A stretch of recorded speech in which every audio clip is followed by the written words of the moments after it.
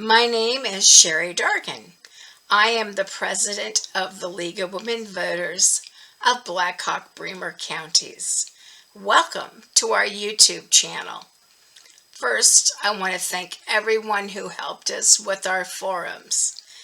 Then I want to encourage you to go to our website, www.lwvbhb.org.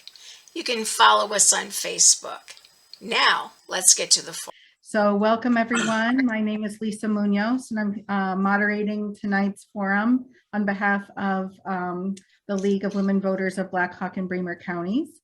And tonight's topic is labor force issues. And so we're going to hear about those issues from our state senators and representatives.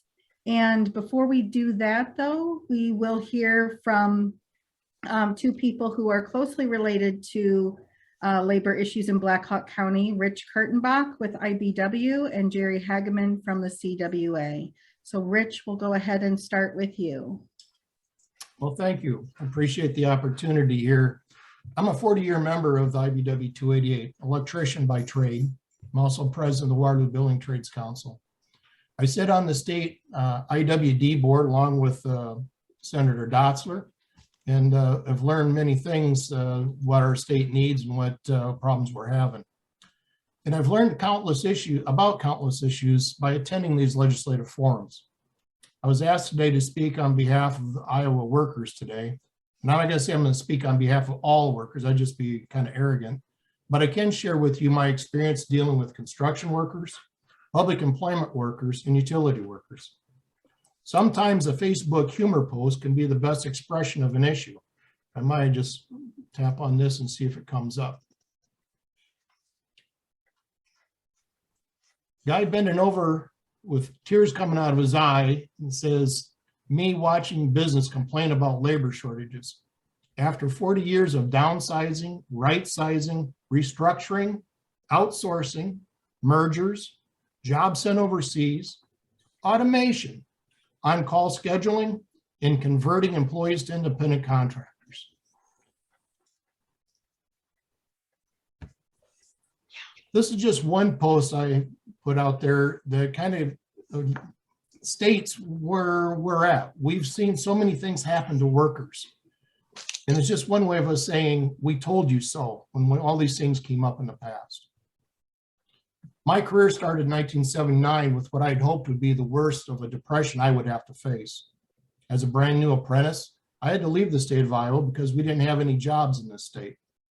In today's world, it's just the opposite. Our need for electricians and skilled workers hasn't been like this since the late 60s. I listened to my father and how the work opportunities were for him back then. Very similar to today's situation. We're still coming out of this pandemic and workers have learned what they can live without. And with lower paying jobs, there's much better paying jobs out there just for their asking. We have known for several decades this shortage was coming. The pandemic just accelerated its severity. Let me share some information from a recent study done by an Iowa State professor on the Iowa workforce. Ron Cox, the director at Iowa State for the Center of Industrial Research and Services, he looked at 3 states in 1950 with nearly the exact same population and where they are today: Iowa, Minnesota, and Florida. Since 1950, Iowa's population has remained roughly the same, he says, with some rise and some through the years less. Minnesota has doubled and they have workers' protections in place for wages and safety and incentives to draw people or workers to the state. Florida has 7 times as many people today as they had in 1950. But the poor people of Florida, they don't have any snow, so they have to deal with more population. That's their problem. When we talk about worker protections, these are things like increasing the minimum wage, which was stopped here in Iowa when a couple of counties were trying to do it locally. Things like prevailing wage for those in the construction industry, setting a standard for skill level, and we have quality construction in our state. Then you have the elimination of 40 years of state labor law in 2017 with the cuts to the Iowa Public Employment Act. Teachers are the enemy was the mantra. Limit their wages. Take away their right to a voice to their health care from their employer. I just have to ask, do we really have to ask why there is a shortage for workers here in Iowa? Now the elimination of worker protections with their unemployment. The 1 week proposed waiting period will hurt our apprentices attending week-long school. Even the employers who allow them to file during their week of school now will be losing this week because of their wage protection. We have construction workers who their jobs are waiting on material due to supply chain slowdown. That still hasn't gotten much better from when the pandemic first hit. Now they'll be losing a week of their protections for wage protections because of this 1 week waiting period. Myself, in 1982, I was on unemployment for 9 months before I had to leave the state of Iowa. They changed the time period, or they're proposing to change the time period from 26 weeks to 16 weeks. This will just speed up the time before more people will be leaving the state for a better paying job than what we have today. Worker shortages. Again, do we really have to ask ourselves why this is happening here in Iowa? We're serving on the Workforce Development Board. It seems like they're so worried about people being on unemployment longer, and all they want to do is make them take jobs in the service industry for a lot less. They don't want to allow them to have that protection to find a better job. Or if the plant shuts down, they're wanting to kick them off unemployment before they can get retrained for another position. This seems like a knee-jerk reaction to me. And you'll see legislators that want to defend these cuts to the unemployment, they don't want to understand that this is actually hurting workers. Working with folks, our members of IBW 288, there's people in the labor movement who rely on some of these protections. And we continue here in Iowa to have less and less and less. No wonder they're looking at other states when they look for a career. Thank you for the opportunity to speak today, and appreciate hearing any comments from our legislators on these issues. Thank you, Rich. And while today's topic is labor issues, and you spoke to a number of things there, the workforce shortage in Iowa, makes me also think about some of the exclusionary and unwelcoming bills that make it, less likely for people to want to move to Iowa. And so those things are certainly connected as well. To continue this, we will hear from Jerry Hageman with the CWA. Jerry? Can you hear me okay? Yes. Okay, thank you. If you don't know me, I was born in this area, and I'm a Vietnam Navy vet. I got an invite to go to the service from President Nixon in '72. I've got a 36-year telephone career, and I've been a proud union member since the same year as Richie, 1979. I'm currently the CWA Secretary Treasurer, the BlackHawk Labor Assembly President, and then I'm active in county and district democratic activities, usually as the secretary. It's a secure job. Nobody wants that. But I want to thank the sponsors and facilitators of these forums, and also our Democratic legislators. And I was thinking while Richie was talking, maybe we ought to get, since you're in construction, Richie, we ought to get them all a construction hard hat, because they're down there banging their head against the wall all the time. And that would be a message to all those Republicans that they need a little protection for their heads. But that'd be kind of cool. I actually am pretty much always an optimist, and I see good days ahead as I read about young people learning the benefits of unionization in places like the Starbucks coffee shops that are starting to unionize. And I think it might have something to do with COVID, with all the work changes there. Unions have made gains over the past year, like at the UAW strike. After a few weeks, they ended up with a nice contract. And then BCTG, TCM against Kellogg's. They had to go out on strike for a number of weeks because they were protesting 7 12-hour days.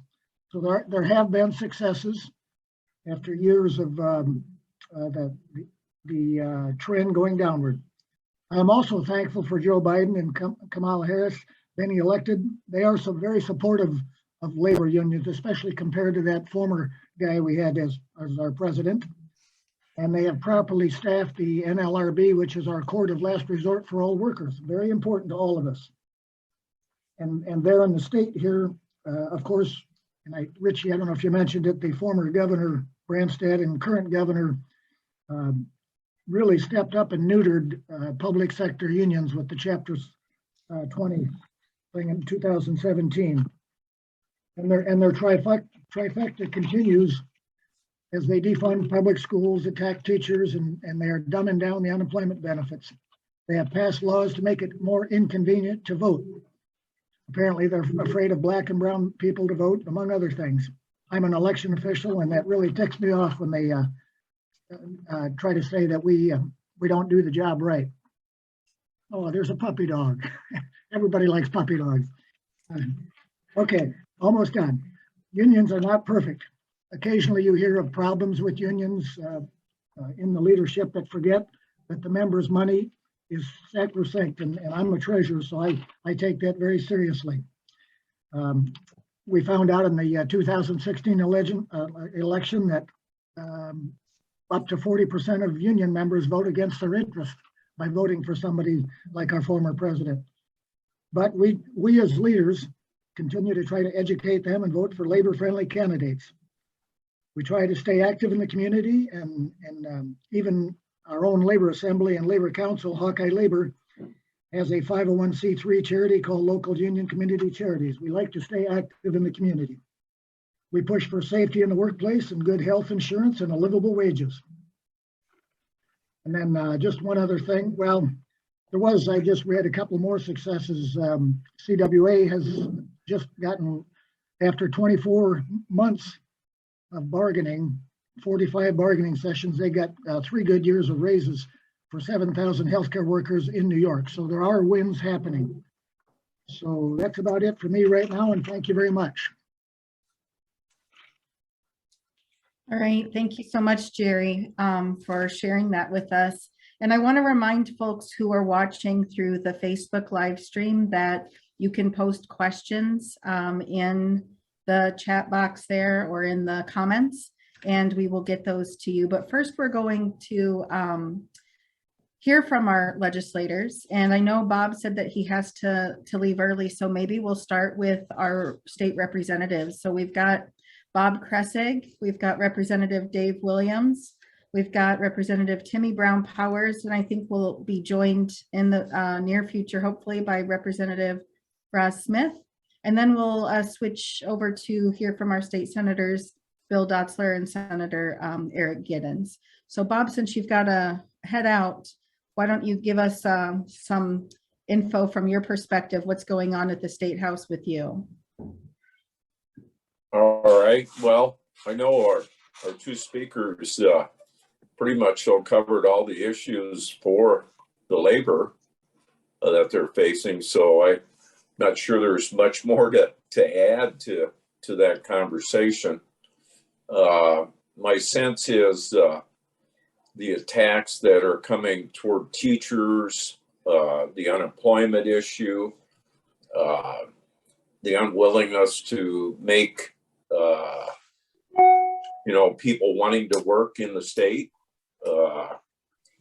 We haven't really seen much activity with regard to that. So yeah, it's kind of frustrating. And recently we passed a bill just primarily on focused on transgender students.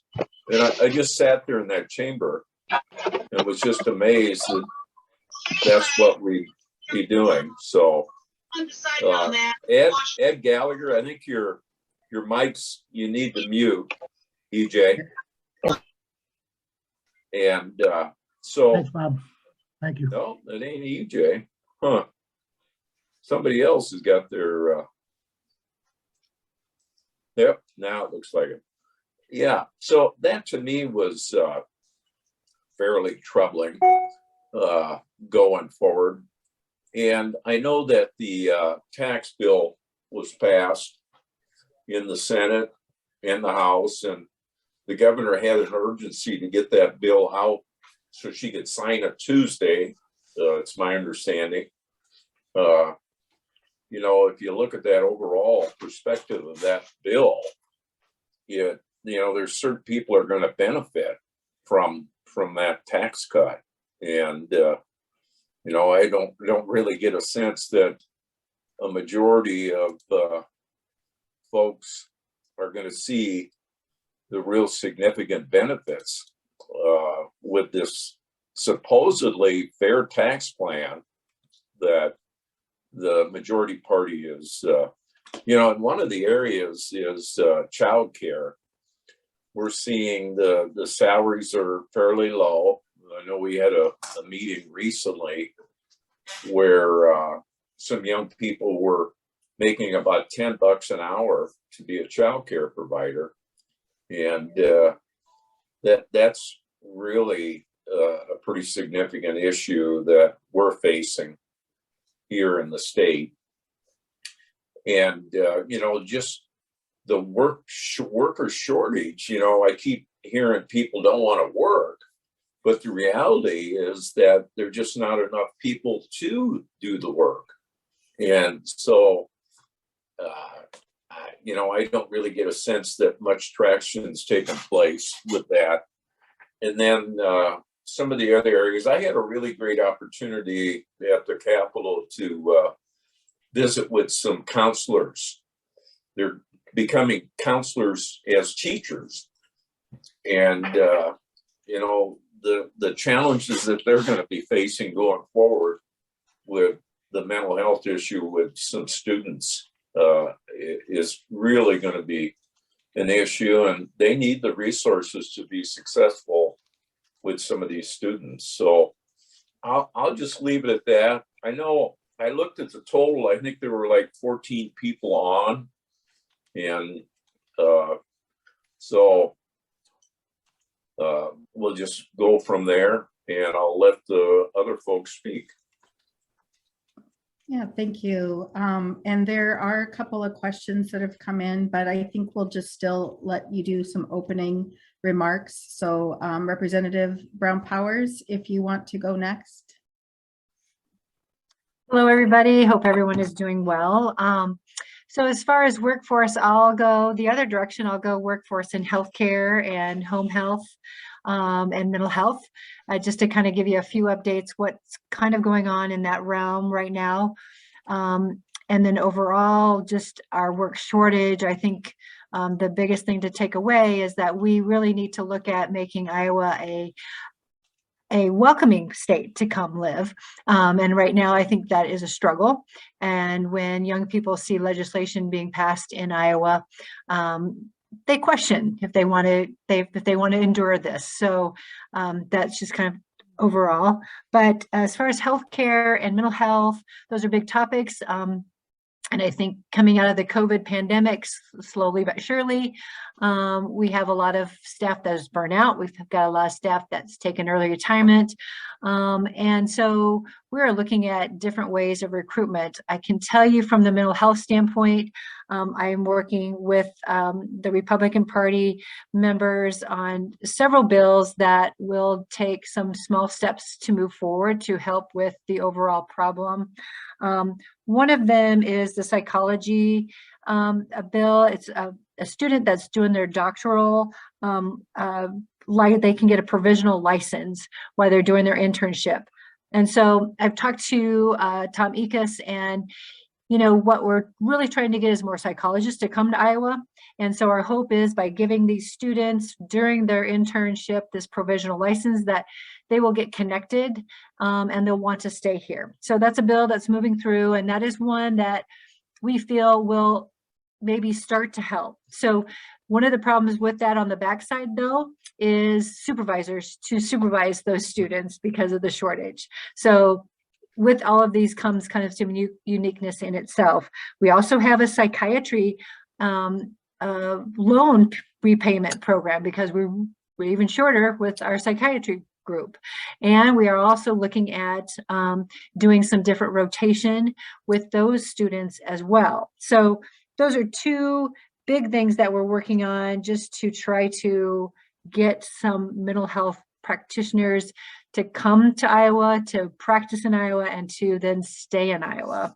The overall, though, we're not seeing any good movement going forward for our labor force that takes care of home health care folks. That is still a dire need, and I'm not seeing good enough rate reimbursements and rate increases and that are going to really capture more employees to want to, one, do that job, two, can afford to do that job and take care of their family. And so that's been kind of a frustration this year. That just seems like that's not moving where we need it to move. The waiver list gets longer because there's nobody there for workforce. We talked about opening some more beds, mental health beds, which is a great thing. But the problem is workforce again. So everything that we talk about comes back to the workforce problem.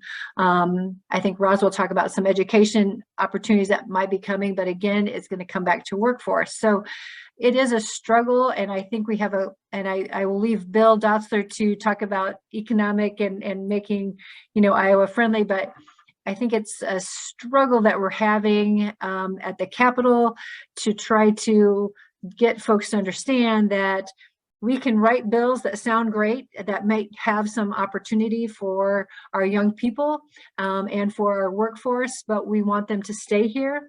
And we have to have folks here to assist them. So we have to have our teachers and our supervisors and at all that level to take care of those folks. So that is a huge issue. I've got some off labor issues that I'll share at the end of some other exciting things that we're doing, but I'll stick with labor right now and I'll move it on to Dave and Roz. Thank you, Representative Brown Powers. And it's always interesting to me as an educator how, sometimes we forget that public workers are workers too, right? And whether in healthcare or in education, and we're also taxpayers and all of that as well. So, and so we'll move over to my district here, my representative, Dave Williams, if you could share a little bit with us. Hello, everybody. Happy Friday. I'm not in a very good mood today, so I can't maintain the great even temperament that my colleagues maintain. So I'll apologize now if I get a little excited or if I seem a little unhappy. We passed the tax bill last night, or it was passed on us, I could say. And I got to tell you, I'm in this for the long run. Even though I'm the one retiring, I'm in this for the long run. And that's where I tend to think. I plant trees. They're not going to do me any good, but we just keep cutting off our nose to spite our face. And that's what I see going on with labor for, well, my history is recent. I think maybe both Rich and Jerry mentioned Chapter 20, and that just made no sense to me. And my background is different. My last labor job was in a brick factory when I was in college that I can remember. And, I come at it from the other side. I shouldn't call it side, because generally, I think labor and management gets along fairly well at Deere, and we've got lots of Deere people here tonight, so we'll take exception with that. But that was my last labor job. Although I was kind of thinking here a minute ago, I'm really supportive of collective bargaining. Again, that goes back to Chapter 20. When I was in high school, we led a walkout at lunch because the administration changed the rules, and it just showed the power of collective bargaining. I was class president. I went in and talked to the principal. No, we can't change things. Well, all of a sudden, when 47 of us disappeared for lunch hour, then there was time to talk. So that's one little anecdote that I can share.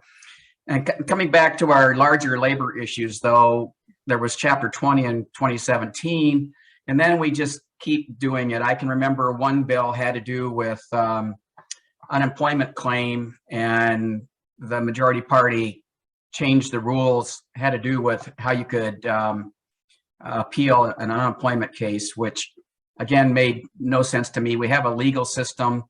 I personally don't think that the average person is out to cheat the system. They try to do what's right and get help when they need it. So I was against the little things that they keep coming up with.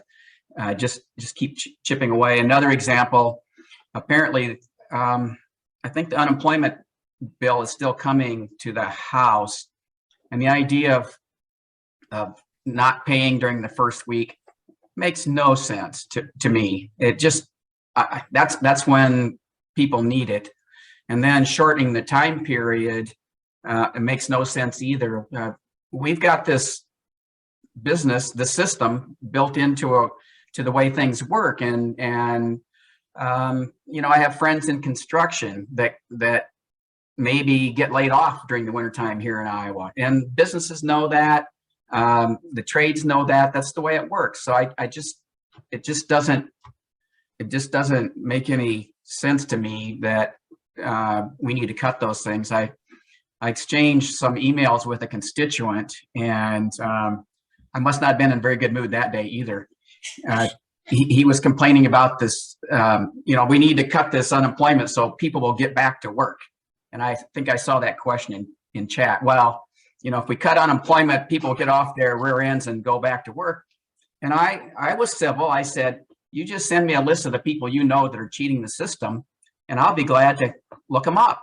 And guess what? I didn't get any responses. So I just really think that's a solution looking for a problem. There is no problem. So it's just one more punitive thing. And it all ties back. Yeah, I think Representative Brown Powers said this all ties into the big picture of making Iowa a welcoming place to work. And again, thinking about it from a long term, we are just not doing that. So I'm a little bit concerned. And again, the reason I'm in the bad mood, that the tax bill I don't think is sustainable for the long run.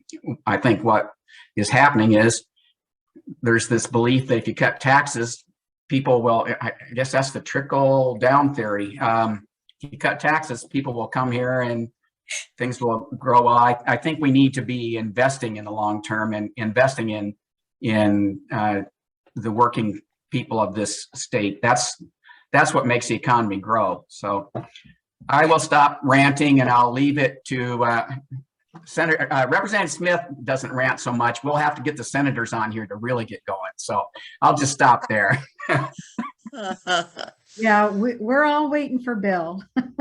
Thank you, Representative Williams. And Representative Smith, are you able to join us? I am. So I apologize for not being on camera. I'm actually driving back from work.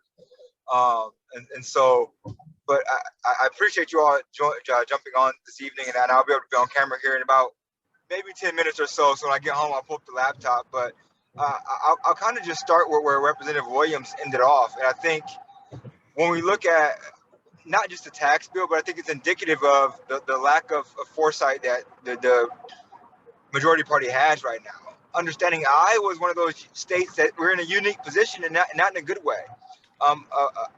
A majority of our population will be over the age of 65 in the next 10 years or so, which means that our taxable base, right, folks who are actually working, paying into taxes is shrinking significantly. We'll have more folks over 65 than under the age of 16 or under the age of 18, which means that we're not going to have a whole lot of, population growth, a whole lot of people, having babies and young folks into the workforce. And so it's concerning to me with the strategy of the way that they cut taxes. And regarding, labor, I know it's the focus of our conversation. Timmy talked about, Representative Ron Powers talked about, we can file these bills that make us feel good, have good words on paper, but at the end of the day, what we're seeing is that in our major labor partners, it's been hard. They've tried everything they could have done to break our labor unions, and it's been working.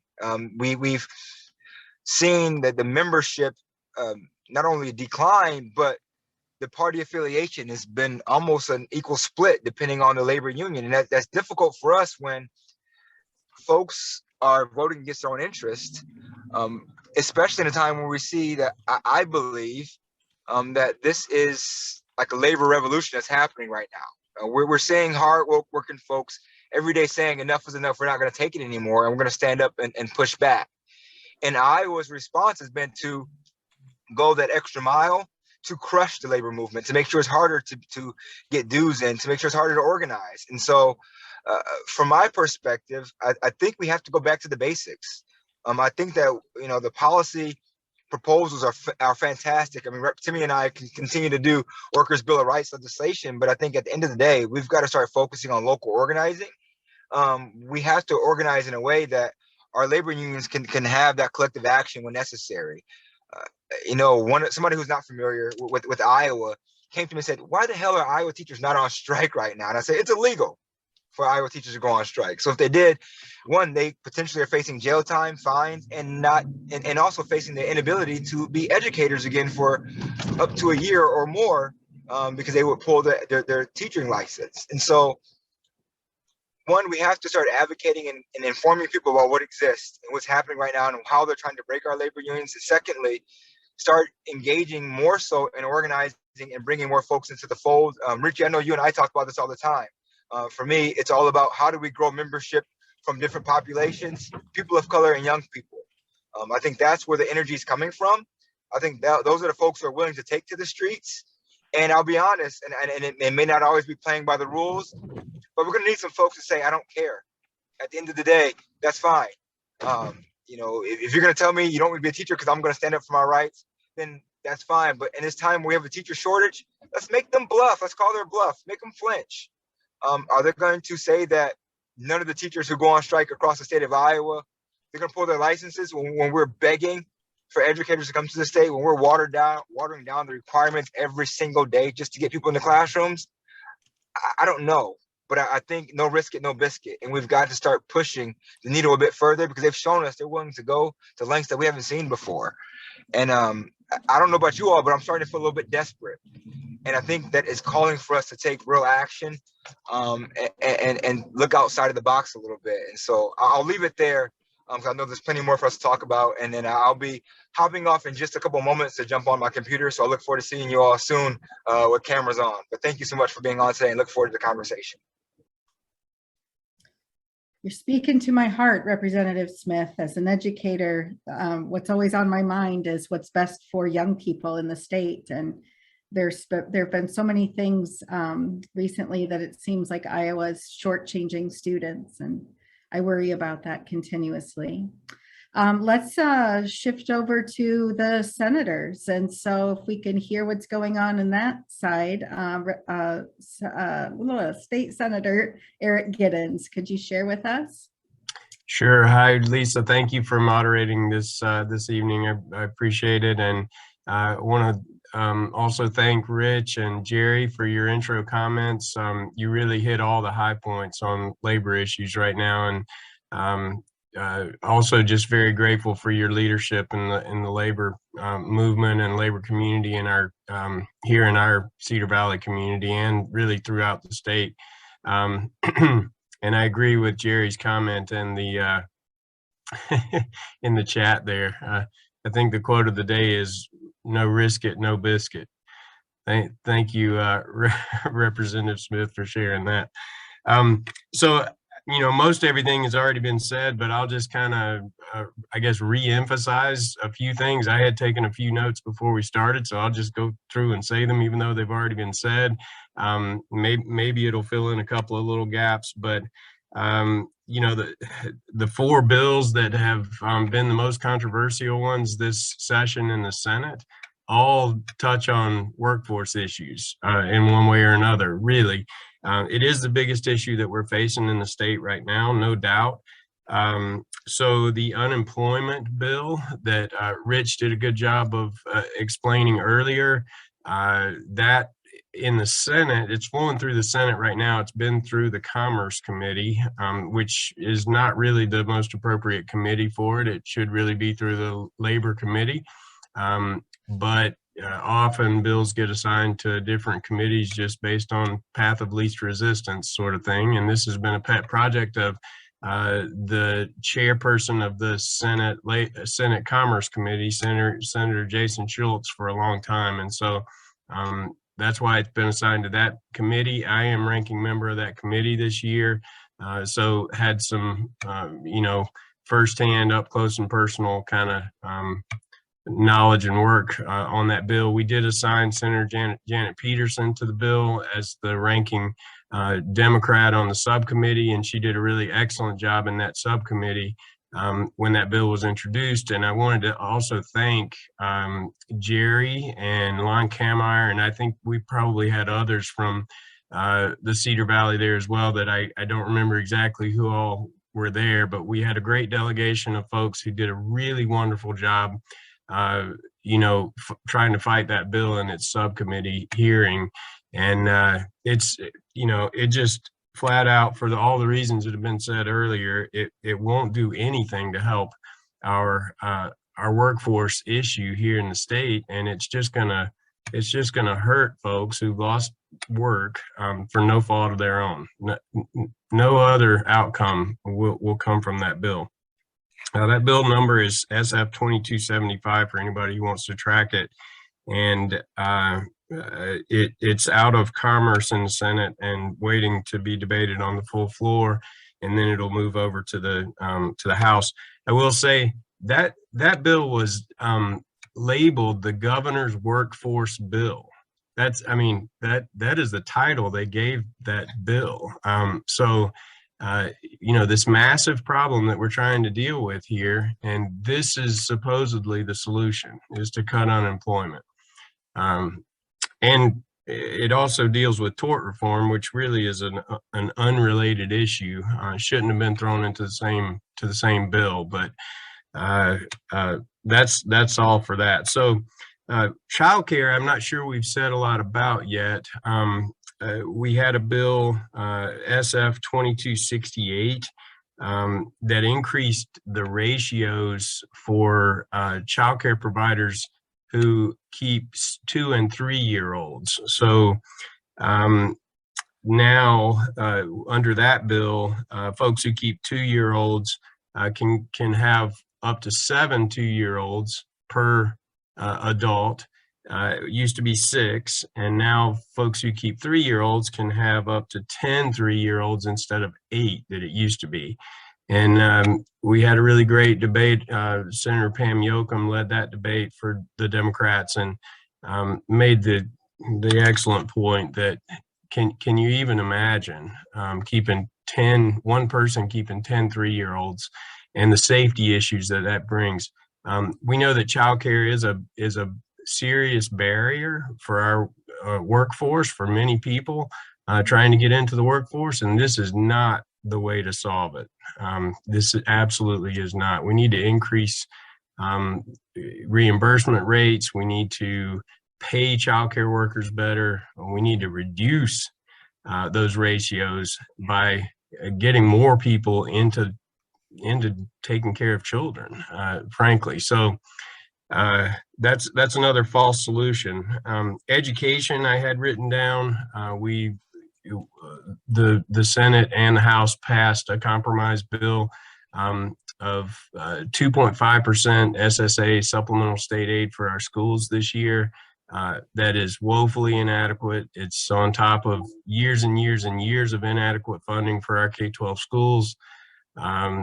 It will do nothing to solve any of the workforce issues that we have in our school districts. The governor mentioned in her State of the State, Condition of the State address at the beginning of the session that she was going to give $1,000 bonus to teachers this year, folks who worked through the pandemic.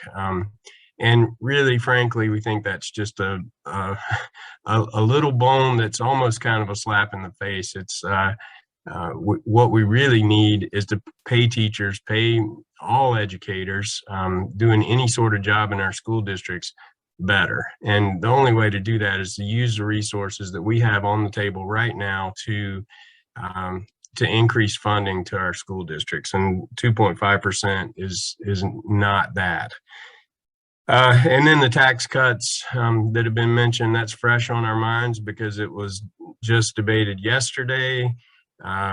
That bill will slash income taxes to the bone with a pathway to completely eliminating the income tax in the state of Iowa. And I'll let Senator Dotzler, I know that he's going to have a lot to say about the fact that slashing taxes is not going to attract people to the state in the way that it's claimed to do.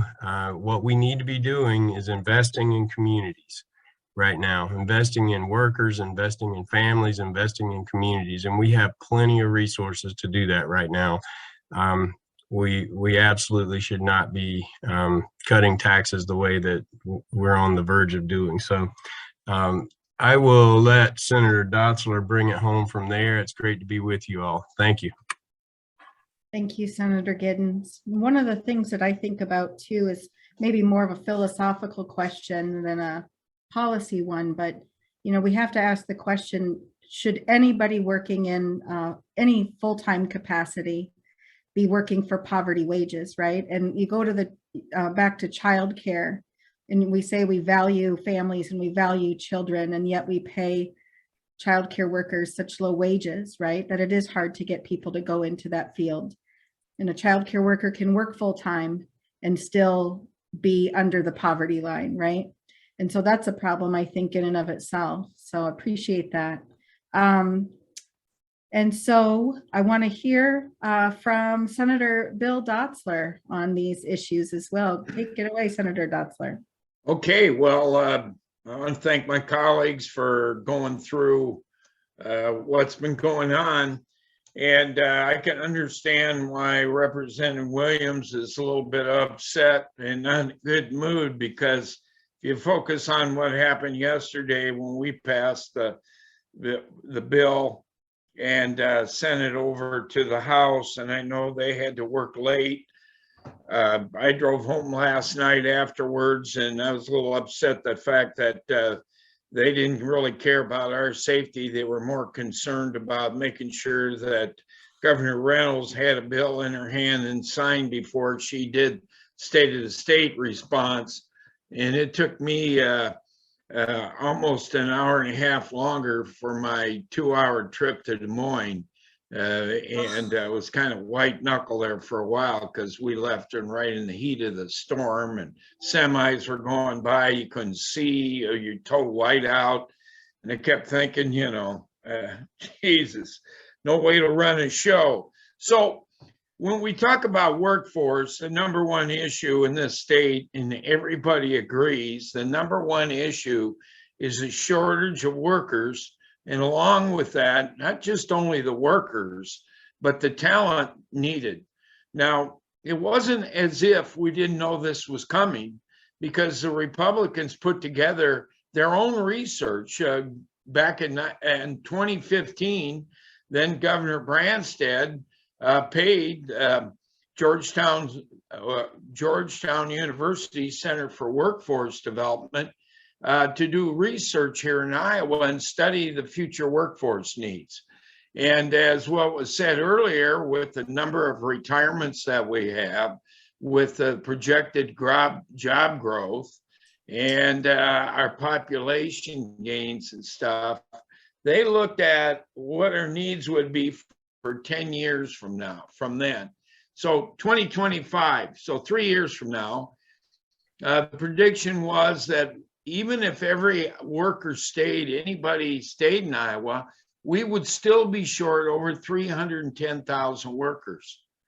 So that meant that if every single high school graduate stayed, with the number of retirements, we would need that 310,000 people. And they knew about it. I've got up on the Senate floor multiple times and told them, being on the state workforce board with, Richie Kurtenbach, and talked about this, and everybody's talked about it. One of the things that they did was to try to create a Future Ready Iowa program to upgrade the skill sets and deal with the skill set shortage. And so I was on that board. We had the mayor of Waterloo and a bunch of other people. I don't know, Richie, were you on there? I can't remember who was. I went to every meeting.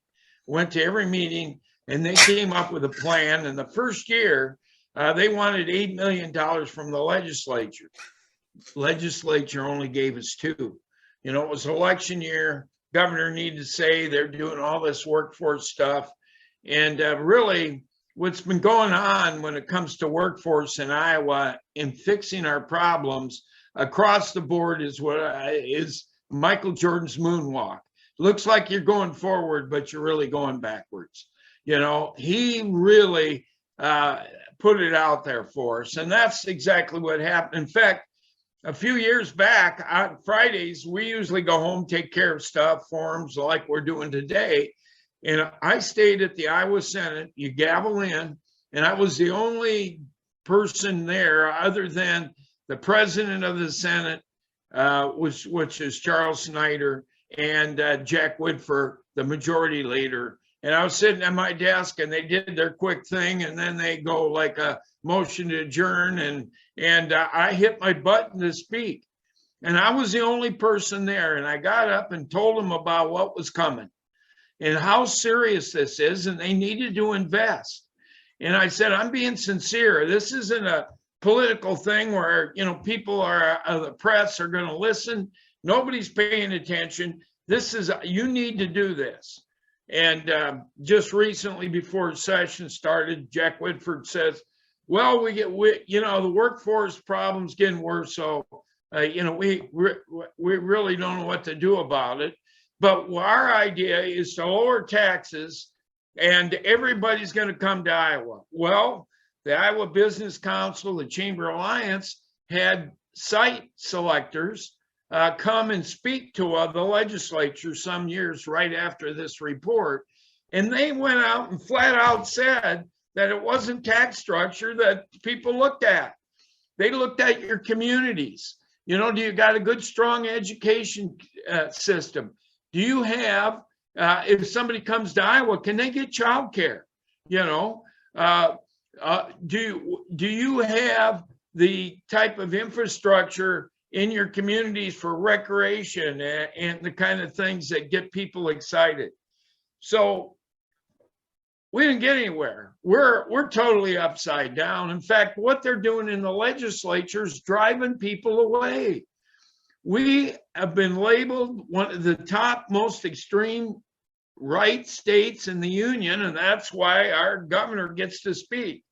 So some of the magazines are talking about, if you want to come to Iowa and if you want to see a state, and this was a headline, I think it was in the Atlantic magazine, if you want to see a state that messes with higher education, look to Iowa. That's when they were trying to get rid of a lot of the rights that professors had and tenure and going through that and what's happened with our workforce issues. So, you know, when we look at one of the things that happened with this tax bill, somebody on the chat said, is there any guarantees? I mean, what kind of safeguards, safety rails there are? We instigate this thing or institute it. What's going to happen if we don't have the revenue don't keep up? They need to have 3.5% growth. None. There is none. The only thing that we're going to do, and they'll continue to do, is already cut existing funding to all the budgets in state government.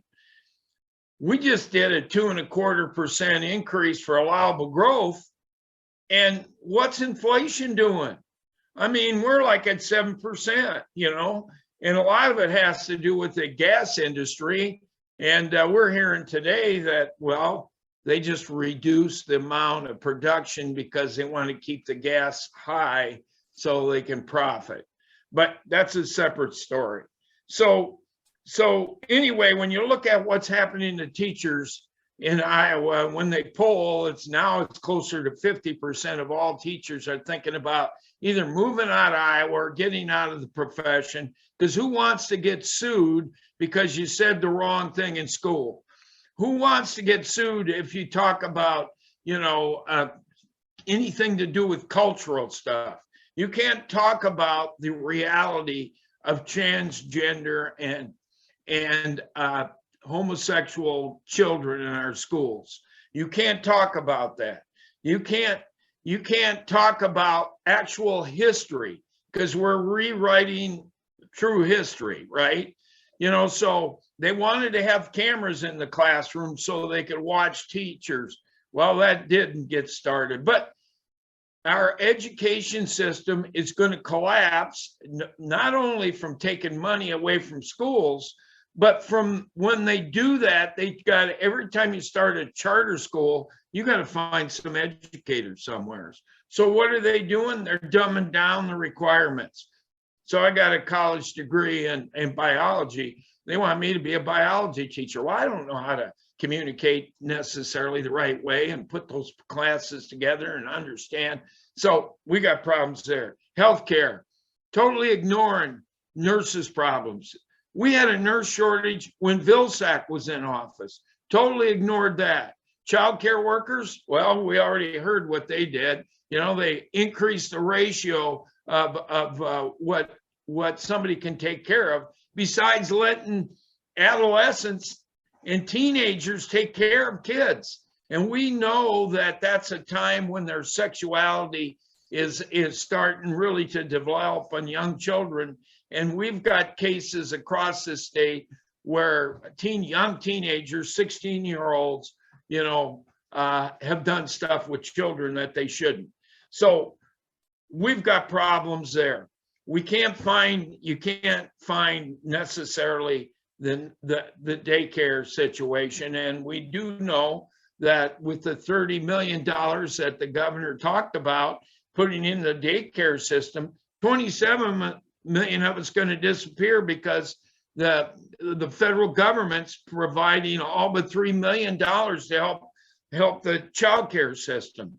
So our workforce shortage in Iowa, and the last time I talked about it, we had Senator Sweeney on. She says, well, my area is pretty nice, in rural Iowa. Well, maybe if you're living on a farm, you don't know what's going on. But we're in serious trouble in the state of Iowa. Here's what they're saying, businesses. If we can't find people, we are moving the work out of this state. And not only they're going to, they are. I've been hearing from manufacturers. We heard it from when we met with the child care people. We had people that are on the child boards that talked to us when we did our tours early this year. And they're telling us that they're outsourcing. They can't find people. So how the hell are we going to have 3.5% growth when we can't even keep people in Iowa, manufacturers working? So what's the answer when you don't find enough people in manufacturing? Well, you got to introduce technology. Well, guess what they do in the budget for technology? UNI has the TechWorks, and we are adding additive manufacturing, all kinds of different ways to try to help businesses get by with less. And what are they doing? Zeroing us out. We're getting a new building up there for industrial arts, but we need to continue these research programs that are going to help solve some of these problems and help Iowa businesses. So we're failing Iowa businesses. We're failing. And I didn't even mention Technology Association stuff. I just met with them. Guess what their number one concern is? We can't find people with talent. We need placemaking. We need our communities to be more attractive so we can keep young people in the state of Iowa. The University of Northern Iowa has an answer for helping out. 50% of every out-of-state student coming to Iowa stays here. So how about a strategy of helping lowering tuition at our universities, get out-of-state people to come to Iowa. And when they see that we're really kind of cool people, aren't a bunch of hicks, that we've got great communities and we can make them better. Well, guess what? When this bill starts to trickle down, because once the one-time money goes, because that's what they're funding it with, money that they squeezed out of education, that they squeezed out of healthcare, what they squeezed out of supporting Iowa businesses is going to disappear. And they're planning on increasing this up a little bit at a time. And by the way, the rich people get their money first. And guess what? Here's the numbers.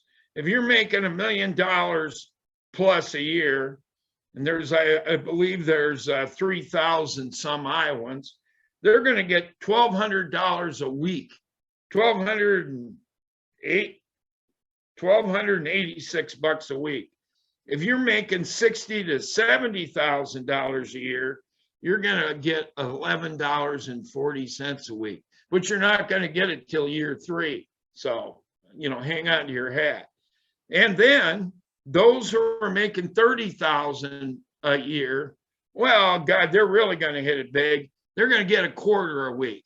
That's this big tax cut that they lie to Iowans about, that said everybody, the average is going to be, you're going to get $1,500. Well, they're getting that a week if you make $1 million, and the next group on down, they're up there in Fat City too, and it's going to hurt Iowa's economy. It's going to, I just heard from the governor, I trust Iowans are going to spend it here. Well, I just heard from one of my fellow senators who has some very rich friends, and she told me that they're excited about this tax cut because they're going to take a vacation in Belize. Oh boy. All right. Well, I'm sure that they're going to send the money from Belize to Iowa. So guess what? We're in big trouble here in this state. We need to fight this thing. And the budgets aren't set yet.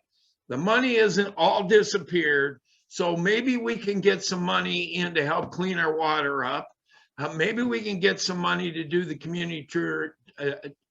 community attraction and tourism dollars. And maybe we can do stuff to help our communities better themselves, other than the federal dollars.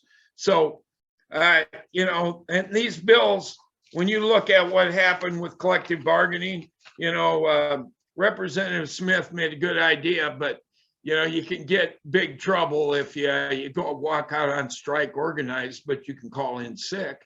But guess what? We're doing that now, and they can't find people to hold the classes, and the kids aren't getting educated. And our education people, our educators in the state of Iowa care about their job so much that they're staying with these kids, and they're wore out, and God bless them for what they're doing. Because my sister tries to find every day, she goes to Janesville schools, tries to find substitutes. And now they're letting anybody substitute pretty much. So in public sector bargaining, well, they can bargain for one thing. They can bargain for a little bit of their wages below the rate of inflation. That's it. Can't complain about anything. So everything that's being done in this state is being ignored. And the only power that we have is in the Senate with the PER board, which oversees public sector bargaining. I told them that I would never vote for anybody on the PER board until they did something to fix it. And there have been some real talent, and we have a new person, Eric Helen, last year. He didn't have enough votes. So minute they pulled his name, minute we got out of session, they put him in charge and put him in the PER board, and they make, around $100,000. He was there for a year. Now he wants to keep his job. Well, not going to get it if I got anything to say about it till they fix this. He might be a great guy. He might be doing a good job, but they're never going to have a permanent person in there because who cares who's running it? There's nothing there. They took everything away, but basically the right to strike. And I'll never forgive him for that. So I'm going on too much right now, but one thing we got to do is make sure that the rest of the session, as legislators and as the general public, let them know how we got to put some increased funding into our education system, improving our communities, helping out more with the childcare stuff, and our health professionals. They are fried. And there's another occupation that's bailing out of our state and going somewhere else. And God bless you, Tammy Brown Powers, for what you've been doing. You're a rock star. Thank you. Indeed, she is. Thank you for all of those points, Senator Dotzler. You know, one thing that hasn't been mentioned, but is always on my mind as a person who volunteers in advocacy for immigrants and refugees in our communities, is the kind of anti-immigrant sentiment that comes from the governor often as well. And so when we're talking about labor shortage and at the same time creating very unwelcoming communities, whether through policy or social practice, that seems, you know, like a point of contradiction as well. Lisa, you're 100% correct. I was just going on so damn much that I thought, well, I'm going to talk about immigration. I didn't even talk about what they're doing to the unemployment benefits, putting a wait week in there, you know, for John Deere workers and other people that are union that might have been wearing red hats during the last election. And I hope to God they're seeing red right now, because it's the Republican Party who's putting that waiting week in there to try to force people, off unemployment. And then you don't even have to take a job with your skill sets. You get 1 week to find a job that matches what your talent is. And then the next week it gets reduced. And if you buy your the amount of money you get, and eventually they'll just kick you off unemployment. And unemployment isn't just about the worker, it's also about the community. So when Electrolux up in Northwest Iowa ended up closing, you couldn't find a job in that town. They're a one-horse town, you know. And so it's the unemployment benefits that the workers receive that continue to allow them to go to their local stores and businesses and spend money there and help the community survive. Well, they don't care about that, evidently. You know, they think they're going to squeeze people into these jobs and give them low rent jobs. And so I could go on again for another hour. I'm sorry. I want to remind viewers who are watching through the Facebook feed that you can certainly ask questions through there, and we'll get them to the legislators as well. Representative Williams, did you have a hand up at one point? I sure did. If I could speak to your point, which I agree with what Senator Dotzler said, but it's interesting when you get off the record,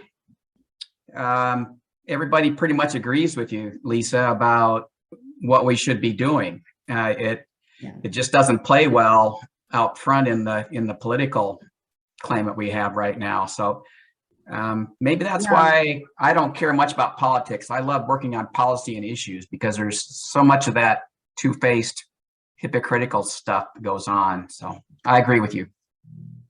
Yeah, and I know that there have been talks within business and corporate and various industries about the need to be a little bit more welcoming state. A little, yeah. Understatement of the day.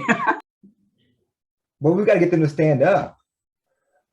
We need their help. I think the reality is that we feel like we hear it in our background conversations, and I think Representative Williams spoke to an interesting point. Sorry, Lisa, I jumped the gun. I apologize. Oh, go ahead.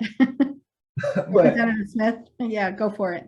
the frustrating part for us is that Representative Williams is right. They're saying these things to us right after a committee meeting or before a committee meeting or during lunch. But what they're not doing is standing up collectively together and telling the majority party and the governor, we need this now. Otherwise, we're going to relocate. Otherwise, X, Y, and Z. They're they're not being as courageous as we need them to be. And part of that, understandably, is because we have a vindictive governor who's shown that she will target individuals, individual entities, individual superintendents. And so I understand why that elicits fear, but she can't target all of us. And if she does, right, then it's us against that individual, us against that entity. But there's power in collective action, which is why we have unions, why we have these organizations that bring coalitions together, but we need them to be a little more bold than they've been. And I understand the way that we've done things historically, but it's not working anymore. And so I think we have to innovate how we're doing these things. I think we have to innovate how we're pushing back and be willing to shake it up a little bit, because in my timeline is short on this, but in my 6 years, I've seen us go from being really angry and filling the Capitol in 2017 when we debated Chapter 20, to this last collective bargaining conversation, this last employment debate and conversation. We didn't have the building full of folks, and our baseline has shifted. We're accepting and tolerating more things as normal now, and the snowball I think is going down the hill so fast. I'm concerned that if we look around in 6 more years, I don't know what there will be left to fight for. And so we've got to start, I think, figuring out how we're going to innovate, how we're going to ask our businesses to be more courageous and standing alongside us, speaking to what they need. Otherwise, we'll get what we permit. And we've been permitting, I think, these things, not us on this screen, but I think as a society, as a community, we've been permitting this. And we can't continue to allow it because they're taking advantage of it, and they don't really care anymore how much they pillage. Yeah, it's probably not coincidental that a lot of this nasty stuff is happening alongside a pandemic too, when people are just utterly exhausted, right? But it's a point well received, and I appreciate that. So I do have a question that kind of relates to this connection between education and the workforce. I don't know if any of you can speak a little bit to, and I don't have the bill number, I apologize, but the stuff on work-based learning. Are any of you familiar with the work-based learning and the role that is maybe playing in trying to get young people on a fast track to a career?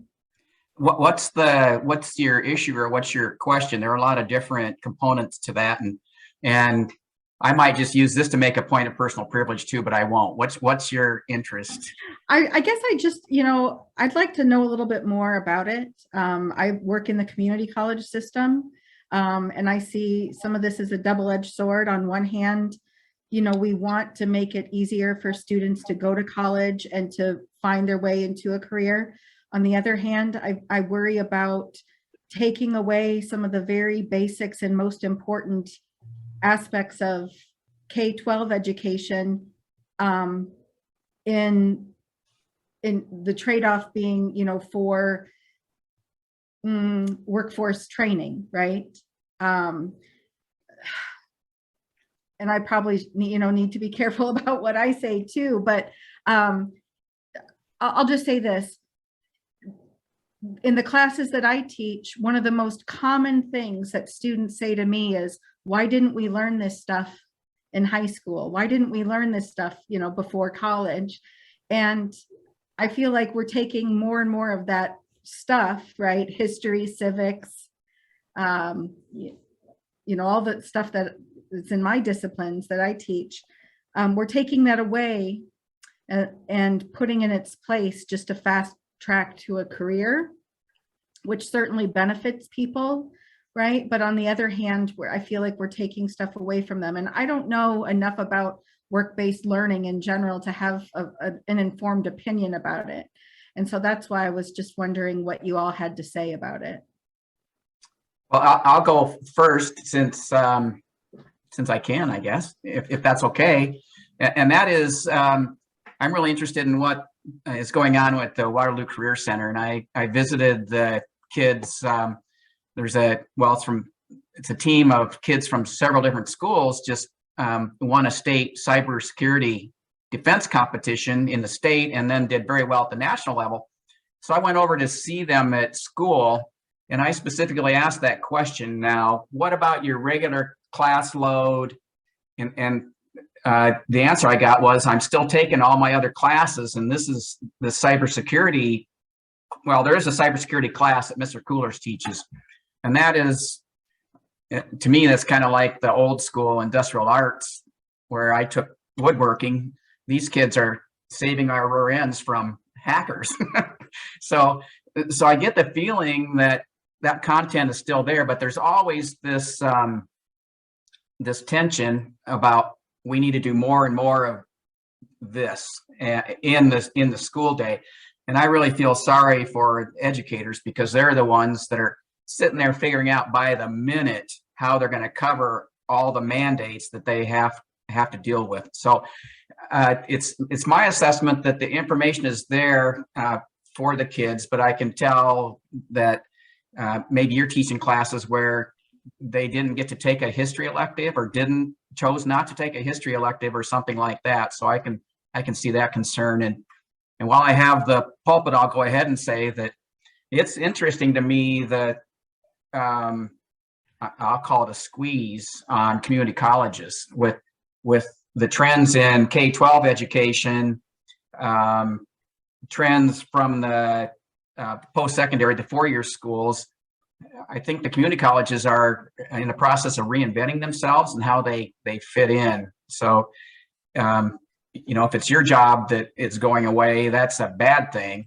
But the technology's changing, interests are changing. I don't know where it's going to go.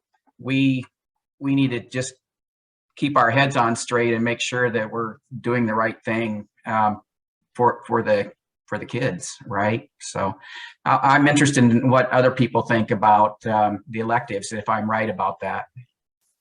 Oh, Representative Williams, I think you're spot on.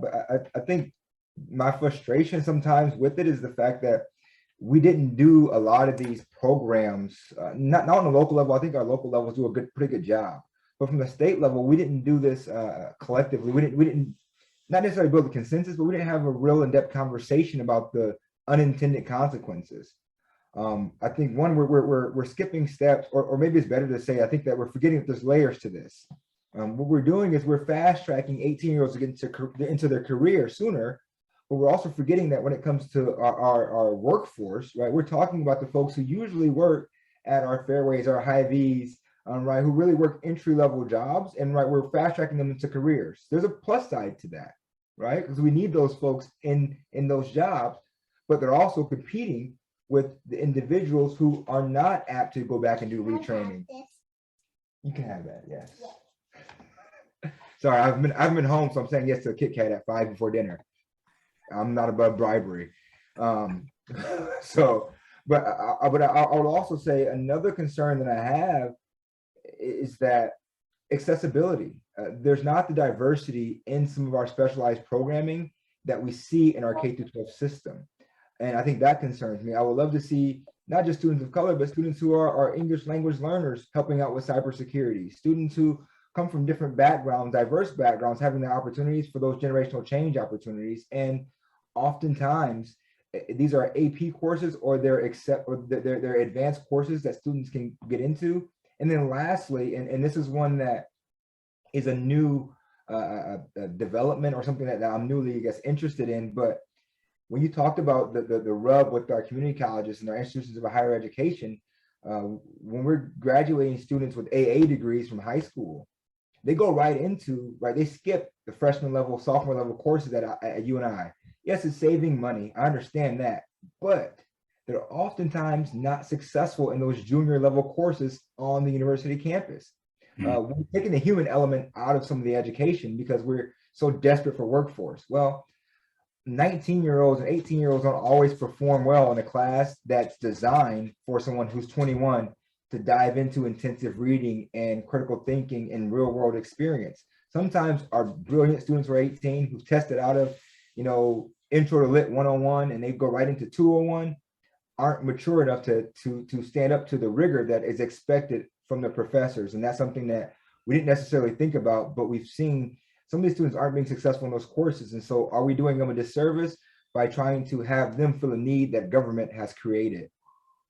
I think that's kind of what I was really getting at. And also, the fact that we expect those same students to have things figured out so young, and at the same time, as you mentioned, they are working at Fairway and Hy-Vee, and not 10 or 15 hours a week like I was when I was a teenager, but they're working 30 hours a week, or, so, and some of my students working full-time plus, and then, having a lot of mental health issues on top of it. And I think, it's almost like the demand for these kids to grow up because the economy needs them, the workforce needs them.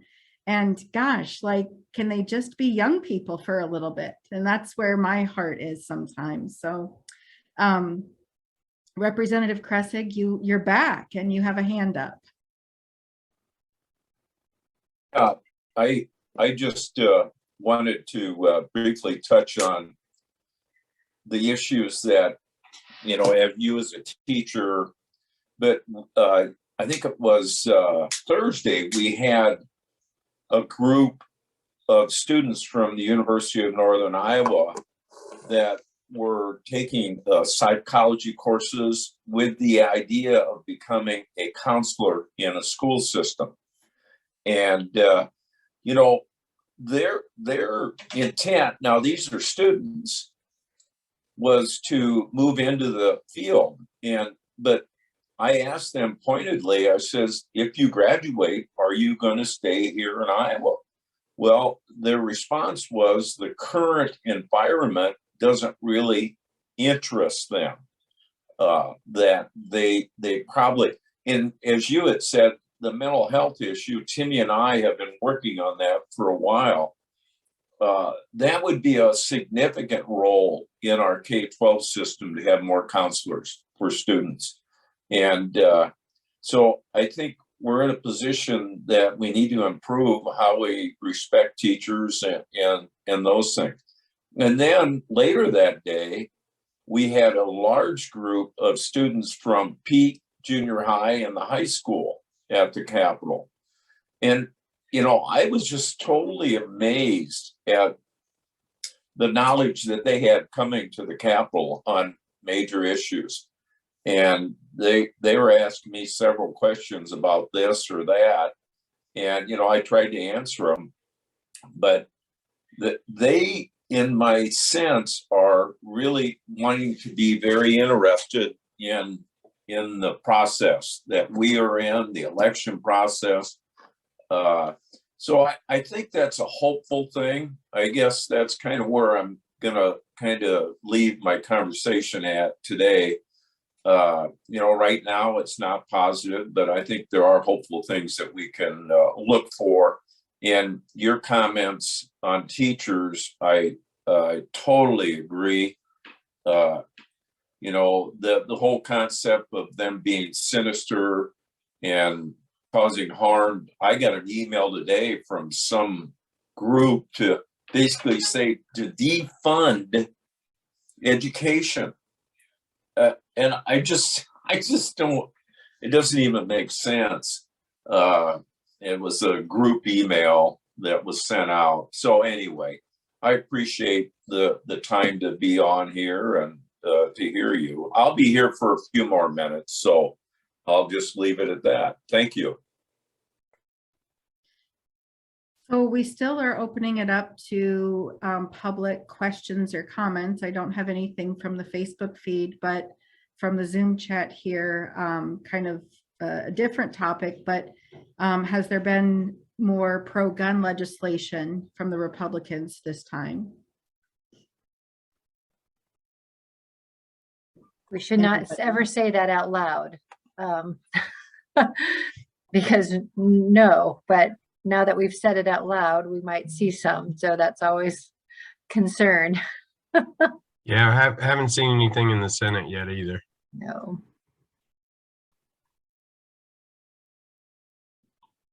Although they had a large group down there yesterday that were, the NRA was there and other groups advocating for gun rights. And it was, I'm a gun owner, but I found it so interesting how many young people were at that discussion. I didn't go downstairs and listen to it directly. I just saw them, but and I just wanted to share one other thing. Michael Dargan had something up about marijuana reforms. We did file a bill that dealt with the medical cannabis program in the state to make some improvements. It didn't go anywhere, but this Tuesday we're going to have a online discussion on it. So we'll see how that goes. I don't really get an interest that the Republicans, the majority has an interest in improving access to the medical cannabis program. And, you know, decriminalizing marijuana and some of those things would be a good move for us to take. So thank you. Is there anything on infrastructure, clean energy, or I don't know, broadband? Are we still at the bottom of the list of worst bridges in the country? Anything along those lines coming out, or? So there's a lot of federal money right now for infrastructure. There was an federal infrastructure bill. So we, you know, that money has come to the state and it's working its way down to communities and all.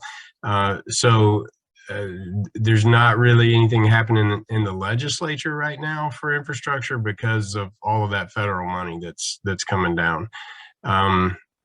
So yes, we have a huge infrastructure issue with bridges and other things. And, you know, we're very grateful to the Biden administration for this investment in our infrastructure. And we're looking forward to seeing how that actually impacts, you know, bridges and roads and other types of infrastructure on the ground in our communities, because it will have a real meaningful impact on that, and it will also provide a lot of jobs here in the state, you know. So I guess that's where things primarily are happening on the infrastructure front right now. I will say one nugget to add to that too, Senator Giddens, is that I know Representative Williams won't toot his own horn on this, but I think he's been one of three folks, one of three individuals in the legislature leading the charge on, I don't know what we can call it, digital infrastructure for our state. Cybersecurity is a real threat. Ransomware is a huge threat to our state. So Representative Williams is the ranking member for the IT committee. And I know this because he's assigned me some of this workload, some of these bills. But ensuring that counties and cities have the opportunity to protect themselves against a cyber threat is huge. And it's probably been no more important now than now. What's going on with Ukraine and Russia, understanding that Russia has significant capabilities to attack our cyber infrastructure. The fact that we're building that out, I know it's not the physical that we can see, but the fact that we have now opportunities to build that out, and we've got one of our own in Cedar Valley leading that charge, I think is a really big deal. So I'll give him some pats on the back virtually about it, because I think it's vital and necessary. And I know there's a lot of folks who had some sweaty palms when we heard about what happened at DMAC and heard what happened to the Attorney General of Illinois, where they had to replace every single phone, computer, hard drive in their Attorney General's office of Illinois because of a cyber threat and a cyber attack. We were very vulnerable in the state of Iowa, and because of legislation that will be passed this year, spearheaded by Representative Williams, we won't be as susceptible as our neighbors to the east. And so I think that's extremely important.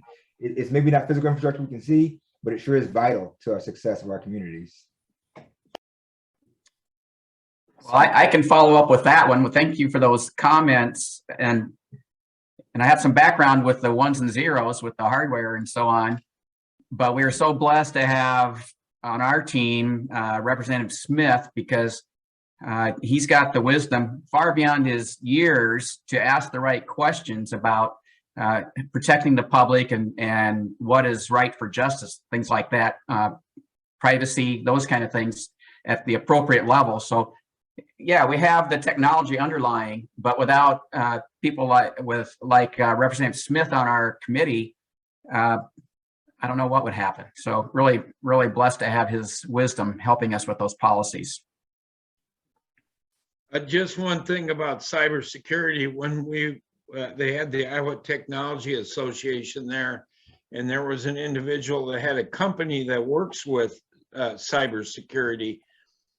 And he told me the thing that keeps him awake at night and is the most scariest thing when it's coming to cybersecurity is what's going on with the development of quantum computers.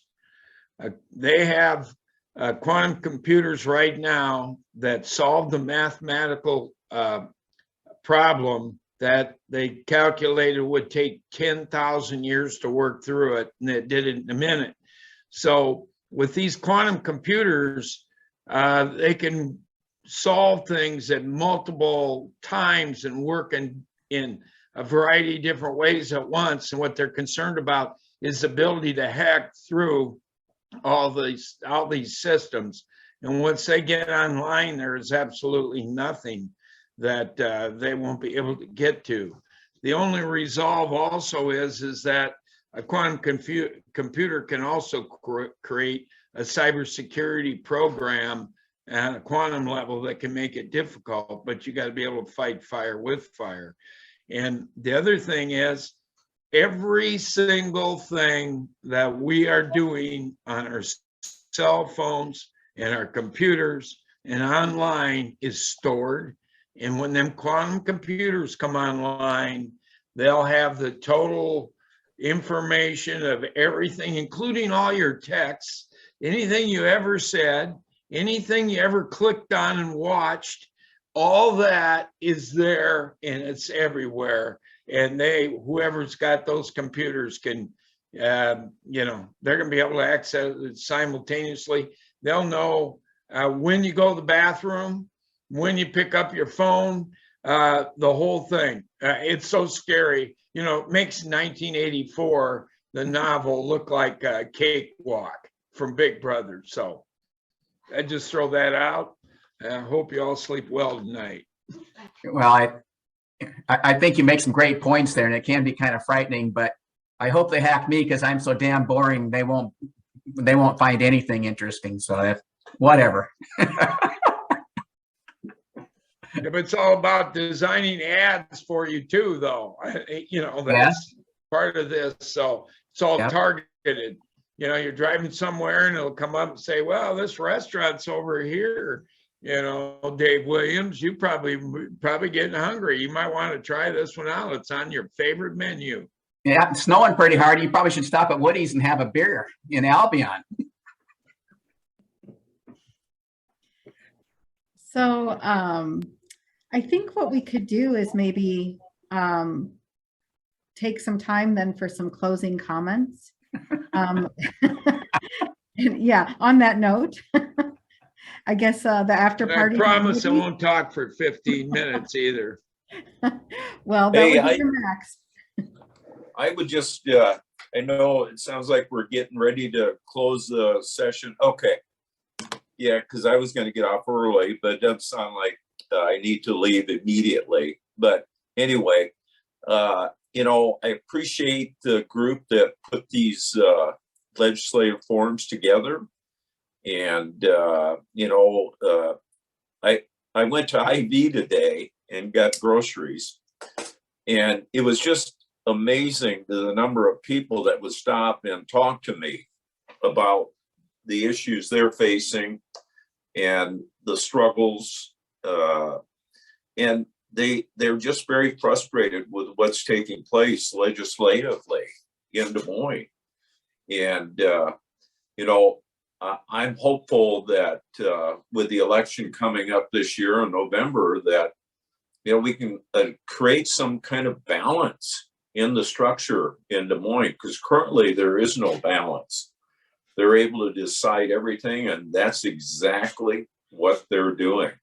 So I'm just hopeful. So I guess anybody has any questions or comments with me, they can get me on Facebook. I'm on Twitter, email.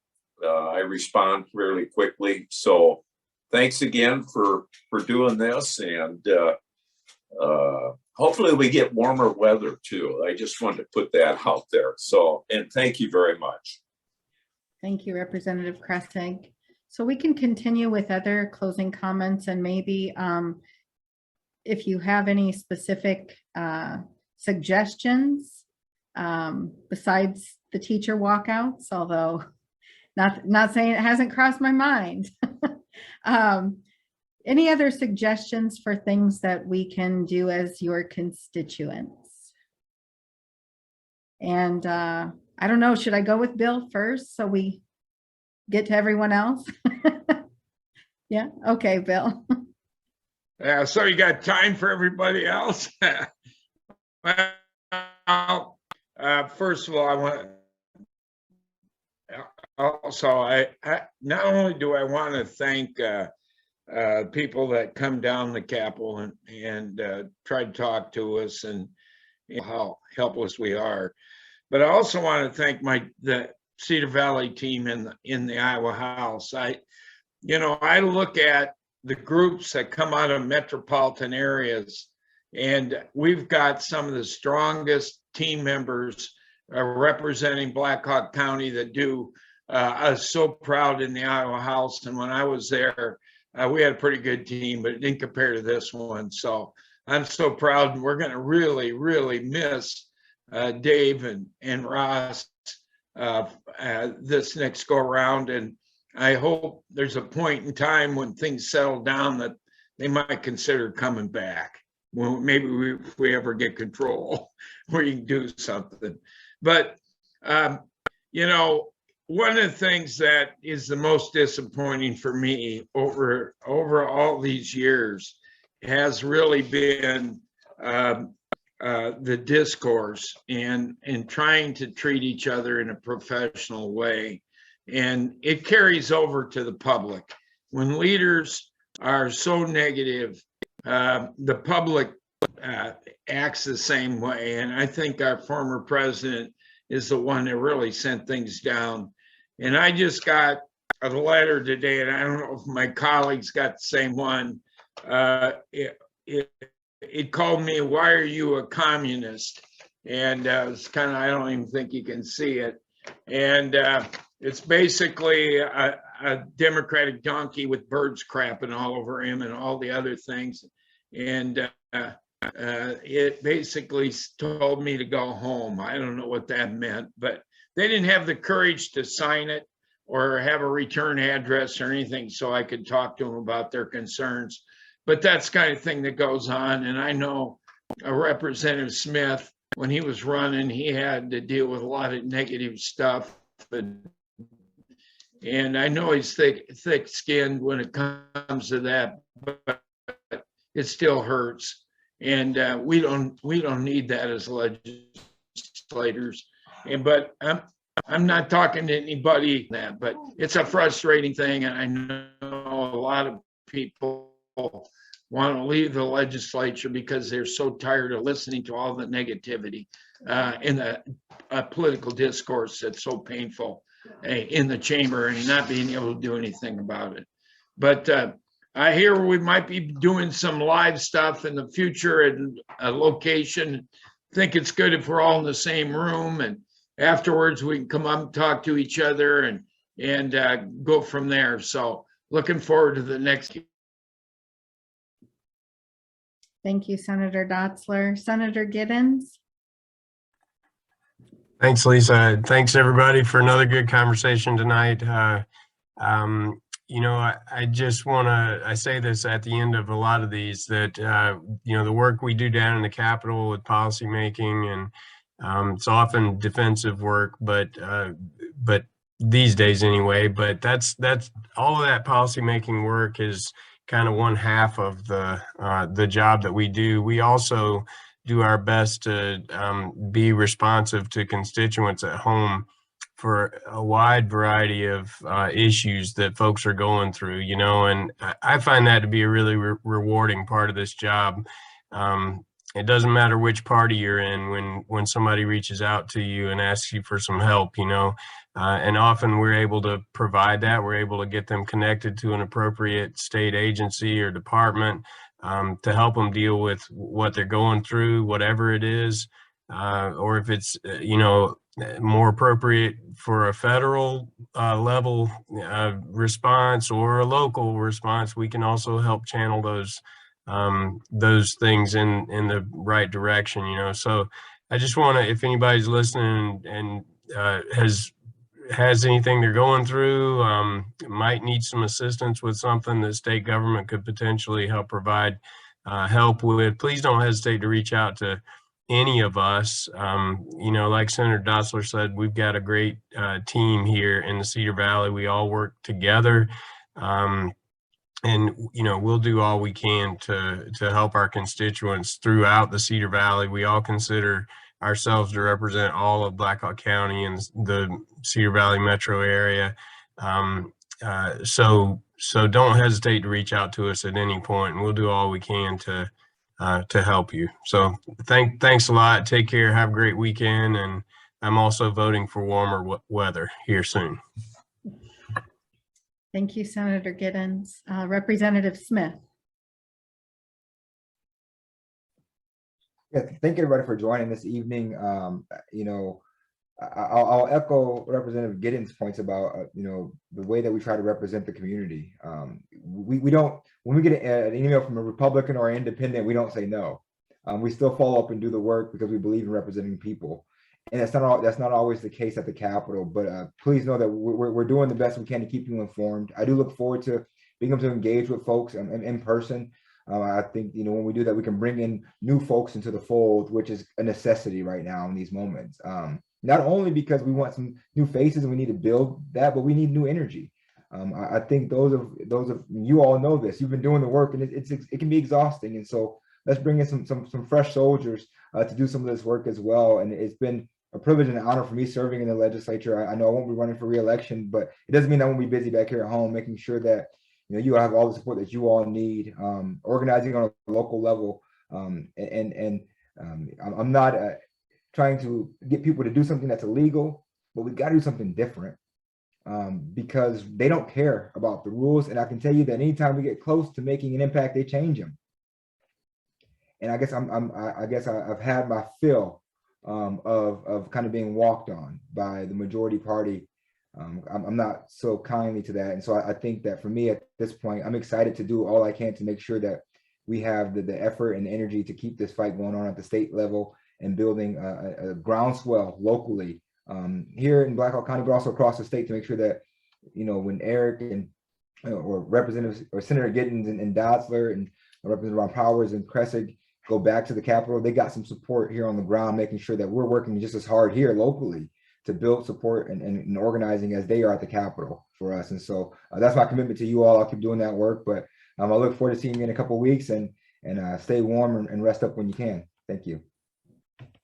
Thanks, Representative Smith. Representative Williams. Okay, now it's time for my points of personal privilege. So let's see, how much time do I have? Looks like I have 25 minutes. This is going to be great. Except we have Representative Brown Powers yet, right? So anyway, first of all, I was kind of wound up at the beginning, and I didn't properly thank you, Lisa, and the team that helps to put this on. I really appreciate it. I like how you added some dimension to the conversation and kept us going along. It was kind of free-ranging. We were a little hard on you, but trying to keep us organized. But I think maybe the conversation went pretty well. I look forward to doing these in person because I've got a bunch of questions for Rich and Jerry, which I might ask a couple of them anyway. So thank you for doing this, and maybe others had the idea, but I suggested to Jean that we bring our experts back to the forums like we used to do. And so I really appreciate Rich and Jerry starting us off tonight. I completely agree with what both of them said. There were a couple of key points though that I wanted to follow up on. I think it was Rich that made the comment about how the pandemic has accelerated everything. And I think that's certainly the case, is that we've gone ahead 20 years in a period of 2 years in terms of evolution on our culture and society. So I completely agree with that. I don't know if Jerry would call it a concern or not. I think maybe I would, and that is getting our friends in labor to vote with us. And I think that has something to do with getting information out and our message and communicating. So that's a concern that I think we need to continue to think about and work on. So I really appreciate you two sharing your expertise and being so good to work with these last 4 years for me. And I'll say that I said before, I'm a long-term thinker and I'm always looking ahead. And I came into this, well, first of all, I never intended to run for office. I volunteered to be the candidate's treasurer, and then he dropped out the next day. So I thought, wow, we got a problem here. And then you all and a few hundred others along with you filled that empty seat. So it's been a real honor to have you put me in that seat, and that's how it happened. And so I was on a 4-year plan. It wouldn't be fair to all the volunteers to stop after one term, I didn't think. And 4 years is about as long as I've ever had a job. So I thought 4 would be fair. And then, as Representative Smith said, we make contacts and establish relationships, which has been the best part for me, along with serving constituents. But we'll continue to work in other ways, I'm sure, and we won't go away. Also, I know there's one candidate for the district that I would have been in if I were to run again. I'm really impressed with that candidate, and there may be others. Who knows? There's time for that. So I feel really, really good about that. And I think that's one thing we need to keep working on is bench strength for our party. And that's at all levels. So that's one thing I would like to continue to work on. And maybe I can just stop with the story, follow up on the comment. Well, I've got one for Roger White too. The comment about violence, gun violence legislation. We had a group from Cedar Falls in the Capitol at the same time as the NRA was there, and got into a conversation with 2 young ladies who are our future. And they tried to talk to some of the people representing the NRA, and they used their active listening skills. They were civil, but they are still struggling to understand what the thinking is. So I applaud the young people that we have. Those folks are our future, and we need to keep working on that. So I was really proud of their behavior and their demeanor compared to the people they're truly trying hard to understand. And then one question I think Roger asked had to do with who's allocating the money that's coming from the feds. And I think, I don't know this for sure, maybe one of the other representatives or senators can help.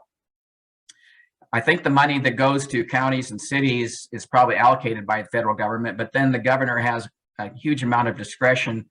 And Roger, you may be aware of a $27 million water quality project in Western Iowa, I think.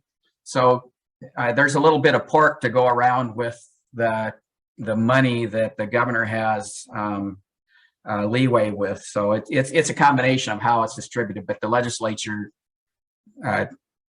doesn't have much to do with that. So thank you all. I'm in a better mood now than when we started, and it's all because of you. So as the others said, we'll keep working for you and reach out to us. I'm not keeping up with email quite as well as Representative Kressig. I'm reading them, but I owe some people some responses yet this weekend. So if you need to talk, you're welcome to text me and get to the top of the list that way. So thank you, everybody.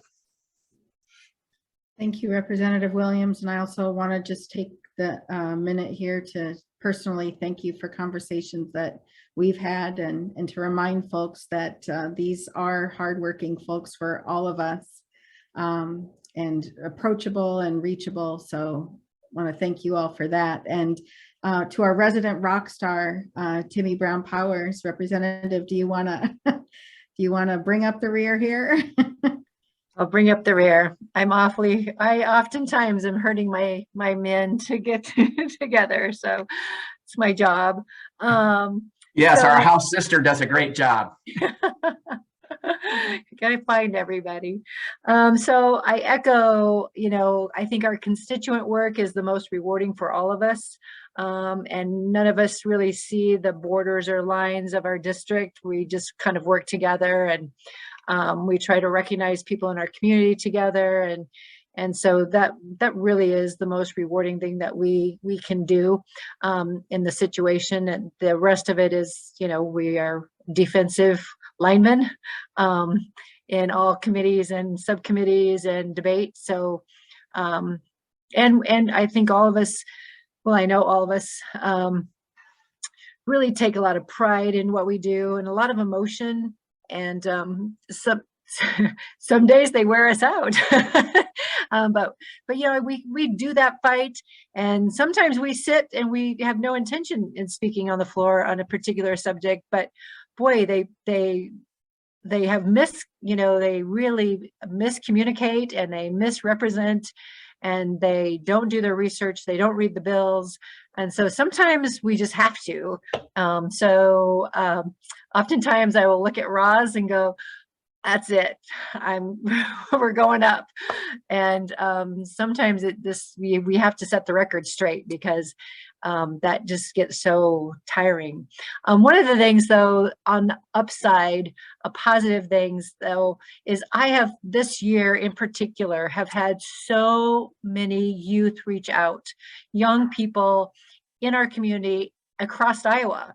And that has been just fantastic for me. That's been a recharge for me. It started this summer. I had a fantastic student that worked with me this summer. We traveled and visited some of the nonprofits.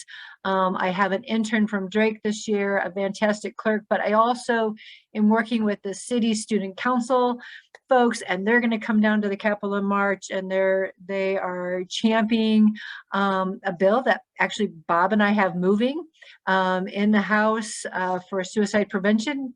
And so working with those students has been just really rewarding. Roz and I had students from the Iowa Youth Congress hang out with us this week. Again, very smart young people, driven people, wanting to make a difference. I've been involved in some things back here at home, the Women's March, and we have another Women's March coming up later in March.